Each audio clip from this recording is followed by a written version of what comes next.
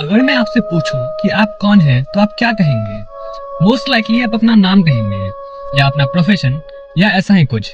लेकिन क्या आपने कभी टाइम लेके ये सोचा है कि आप सच में कौन हैं? आपकी पहचान क्या है? शायद नहीं, आपने नहीं सोचा है। दुनिया के कई सारे फिलोसफर्स हजारों लाखों साल से इसी पहेली को सुलझाते आ रहे हैं।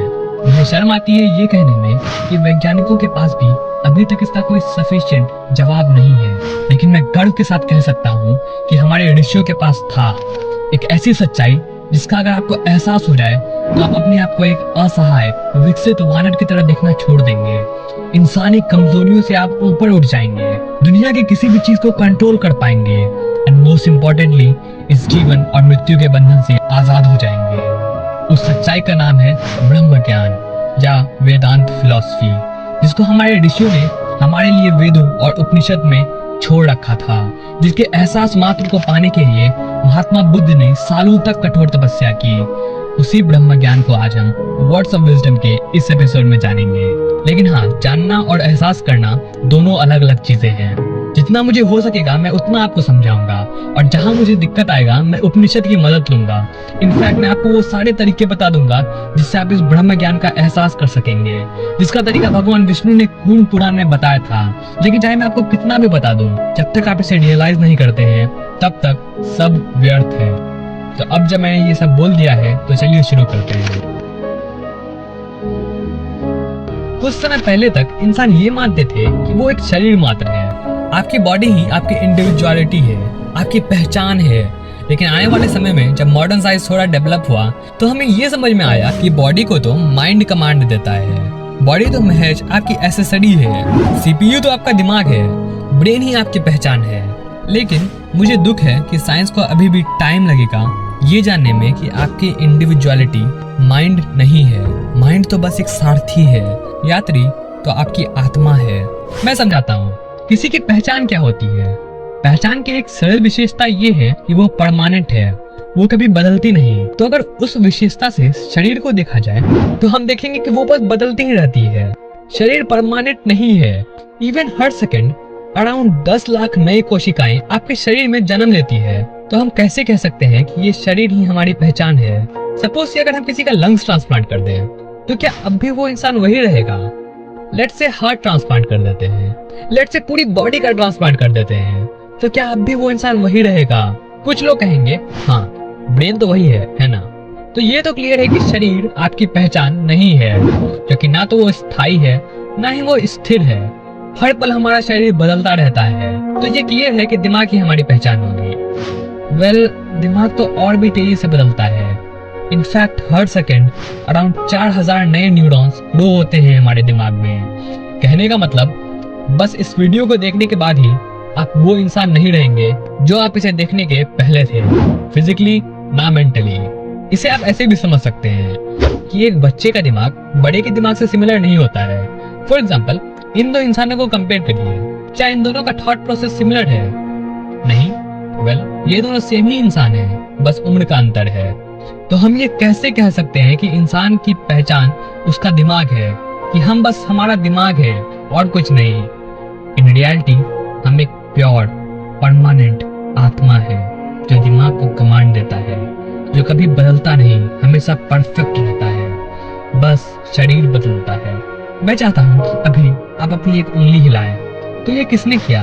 एक मूर्ख इंसान ये कहेगा कि ये शरीर ने किया। थोड़े बुद्धिमान इंसान ये कहेंगे कि हमारे दिमाग ने सिग्नल भेजा हमारे मसल्स को, तो ये उंगली हिली।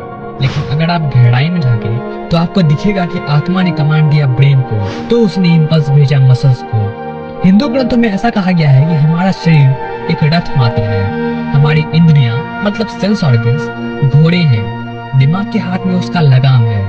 मतलब ब्रेन एक सारथी मात्र है, जो यात्री है वो आत्मा है, हमारी असली पहचान। वही ब्रेन को कमांड देता है कि हमें ये करना है, तब जाके ब्रेन घोड़ों की लगाम खींचता है।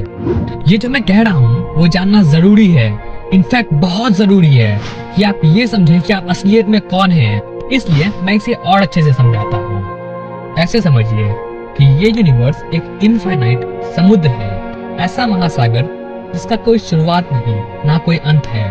वही अकॉर्डिंग टू वेदांत भगवान है। ये यूनिवर्स समुद्र के लहर के समान है। जैसे महासागर में लहर उठती है और फिर समतल हो जाती है, उसी तरह यूनिवर्स क्रिएट होता है और फिर उसी अनंत समुद्र में मिल जाता है। ये सब इंसान, जानवर बस अलग अलग वेव्स हैं जो अंत में उसी भगवान से मिल जाएंगे। दूसरे तरीके से कहें तो हम इंसान, जानवर या पेड़ पौधे और कुछ नहीं, बस आत्मा है जो एट द एंड वापस उस महासागर जिसे परमात्मा कहते हैं उसमें समा जाएंगे। कहने का मतलब हम उसी परमात्मा के एक टुकड़े हैं जिसे आत्मा कहते हैं। दूसरे शब्दों में कहें तो आप और हम ही भगवान हैं, बस हमें ये रियलाइज करना होगा। और जिसको उसका एहसास हो जाता है, जो ये रियलाइज कर लेता है, वही योगी होता है। एक योगी हर जीव जंतुओं से प्यार करता है, लेकिन उसे किसी से भी लगाव नहीं होता। कहने का मतलब वो सबकी केयर करता है। इवन अगर एक चूहे के लिए उसे अपनी जान देनी पड़े तो वो बिल्कुल भी नहीं कतराएगा, क्योंकि वो उस चूहे से प्यार करता है, क्योंकि वो जानता है कि वो वही है। ध्यान दीजिए, वो वही है। वो दोनों एक ही परम आत्मा के टुकड़े हैं। वो दोनों मरने के बाद उसी परम आत्मा में जुड़ जाएंगे। क्या आपको समझ में आ रहा है? जैसे धर्मराज युधिष्ठिर जो एक कुत्ते के लिए स्वर्ग त्यागने को भी तैयार थे, फिर वहीं अगर वो चूहा मर जाए तो उस योगी को तनिक भी दुख नहीं होगा, क्योंकि वो जानता है कि आत्मा को कोई नहीं मार सकता एंड एट द एंड वो उसमें ही आके मिल जाएगा।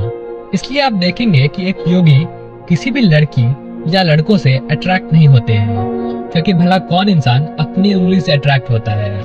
मतलब वो लड़की या लड़का भी तो उसी के टुकड़े हैं। और जो ये रियलाइज कर लेता है वो किसी को चोट नहीं पहुंचा सकता, क्योंकि दूसरों के गम में उसे अपना गम दिखने लगता है और दूसरों की खुशी में अपनी खुशी। ऐसे लोग धर्म के नाम पे लड़ने नहीं जाते, क्योंकि वे जानते हैं कि सब उन्हीं के तो भाई हैं। और इसलिए यही वेदांत ही एक ऐसा रिलीजन है जिसे मैं मानता हूँ, और परम शिव ही एक ऐसे भगवान है जिसे मैं मानता हूँ। अब आप चाहे तो इस परम शिव को गॉड कहिए, अल्लाह कह के बुलाइए या ब्रह्मा नाम दीजिए, नाम में क्या रखा है। तो ये जानने के बाद सबसे इम्पोर्टेंट है इसे रियलाइज करना और इस पावर को मैनिफेस्ट करना। जब मैंने इस वेदांत को पहली बार जाना तो जैसा कि आप जानते हैं मैं एक नास्तिक था, तो मैंने इसे मानने से इनकार कर दिया। लेकिन तब मुझे ये एहसास हुआ कि ये रिलीजन बाकियों से अलग था। जहाँ बाकी रिलीजन ये बोलते थे कि आप सवाल मत पूछिए, ये रिलीजन आपको ओपन चैलेंज देता है और स्टेप बाय स्टेप प्रोसेस बताता है, जिससे आप इस सच्चाई को रियलाइज कर सकते हैं, अपनी पावर को हार्नेस कर सकते हैं। और जब आप ये कर लेते हैं तो आप लिटरली भगवान बन जाते हैं। आप इंसानी कमजोरियों से मुक्त हो जाते हैं। इनफैक्ट आप अपने शरीर से बाहर निकल सकते हैं, एक दूसरे रेल्म में झांक सकते हैं, एक ऐसा रेल्म जिसमें आत्माएं और अदृश्य जीव मौजूद होते हैं। इसके लिविंग एग्जाम्पल हैं श्री राम कृष्ण परमहंस, जिन्होंने लिटरली देवी को देखा था। ऐसे लोग अपने और दूसरों के शरीर को हील कर सकते हैं, एक किताब को बिना खोले उसे पूरा पढ़ सकते हैं। इनफैक्ट वो बहुत आसान हो जाता है उनके लिए, क्योंकि यहाँ तक तो ऐसा भी कहा जाता है कि ऐसे लोग मुर्दों को भी जीवित कर सकते हैं। आपको मेरी बात अंधों की तरह मानने की जरूरत नहीं है, आप खुद इसे एक्सपीरियंस करिए, जैसे गौतम बुद्ध ने किया था, साईं बाबा ने किया था, जीसस या मोहम्मद ने किया था।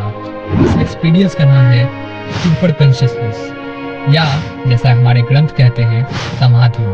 और इसे पाने के लिए जो स्टेप्स हैं, जो साइंटिफिक स्टेप्स हैं, उसे हिंदुओं के पुराणों में राजयोग के नाम से जाना जाता है, और उसके बारे में हम आने वाले वीडियोस में जानेंगे।